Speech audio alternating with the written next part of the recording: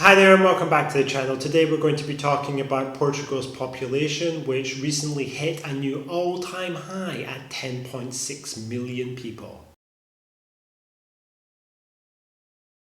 So according to figures released by the National Institute of Statistics in Portugal, the population of the country has risen to 10,639,723 people, which represents the 7th consecutive year of rise. And all these figures are from 2023. The population rose by 123,000 people from the previous year, which is an increase of 1.16%. The Statistics Bureau also indicated that 190,000 new permanent residents entered Portugal in 2023, which is a stark contrast with the level of new permanent residents in 2015. Basically, it represents an increase of 513% compared with 2015 levels. So, the number of new permanent residents is moving up sharply and has already moved up dramatically. This figure of 190,000 new permanent residents is up 13% on 2022 numbers and is up 95% on 2021 numbers. So, the trend of growth and acceleration is, palpably and tangibly clear. Now, as many people who view this channel will know, I'm not exactly pro-immigration, especially immigration from the developing world. And as we will come to later, the majority of these new immigrants definitely originate from there. And one argument that people who are in favour of mass immigration to Portugal make is that, we need it in Portugal because we have so many people who are emigrating from the country, and therefore we require this immigration into the country in order to balance it out so that our country is not just like some hollowed out husk or something. That's the picture that they often like to paint. But the reality is somewhat different, and the numbers tell the story, in my opinion.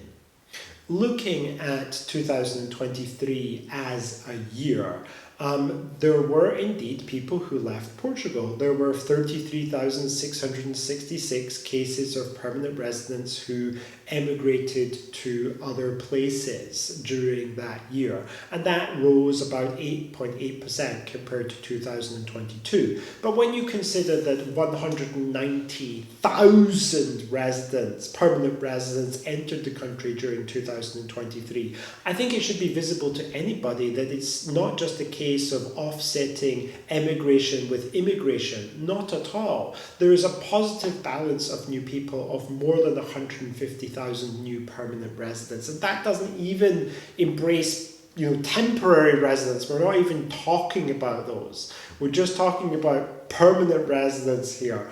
150,000 plus 150,000 in 2023 alone. Now, when you consider other factors like the fact that Portugal only constructs around 30,000 new homes per year, then that figure really comes into focus.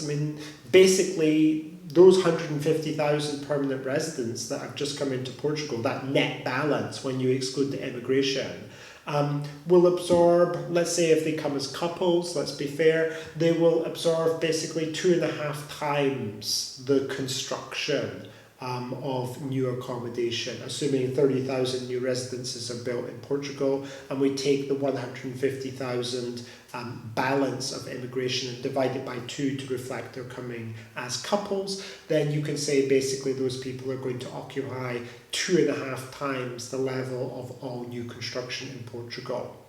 So I think that when you put it in those terms, you can understand that immigration is definitely having an impact on the country.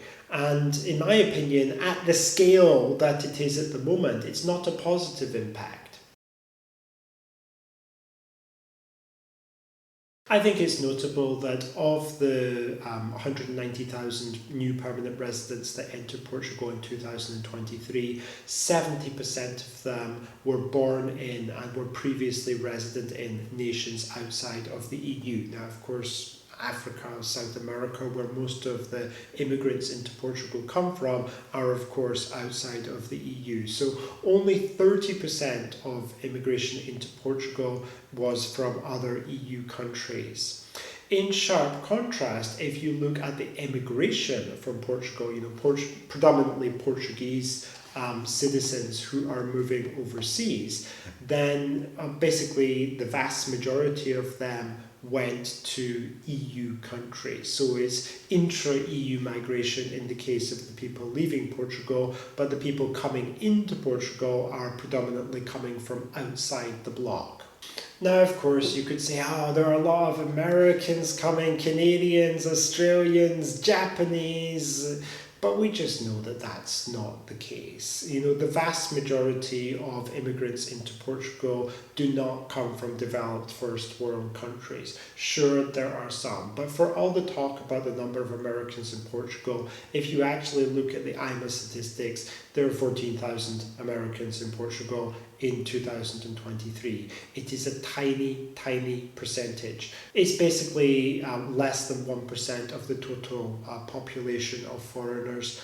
And even when you take a comparatively large group like the Brits, they still only make up about 4% of the number of foreigners in Portugal.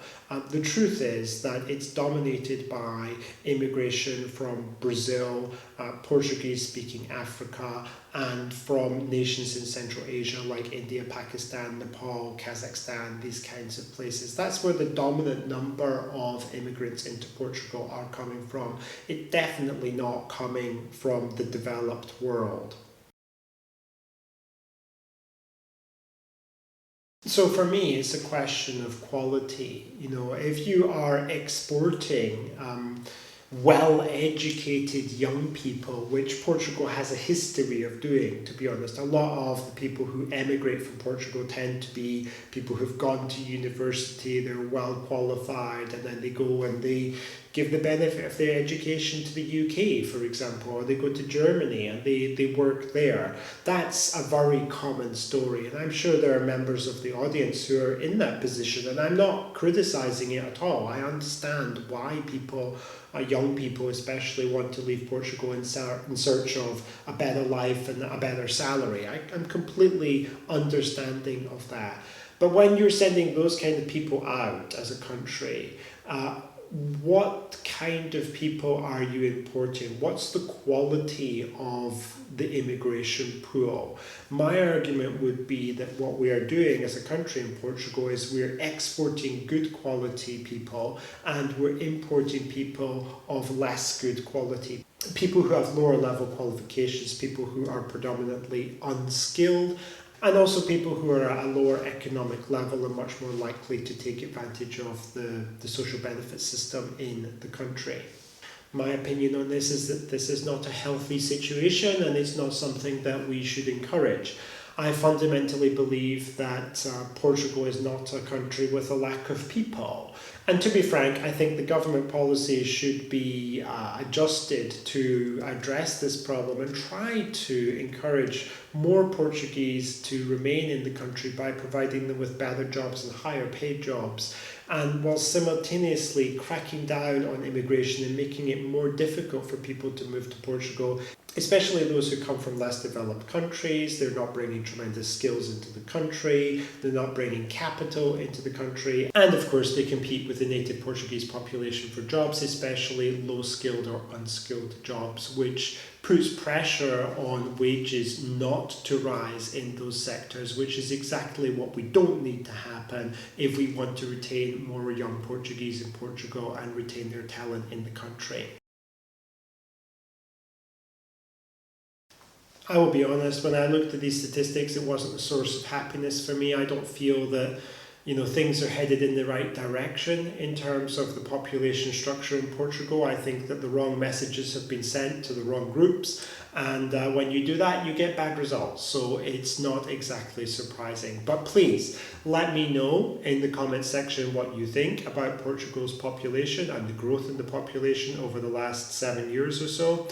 Maybe I'm wrong in your opinion, and I am happy to hear that.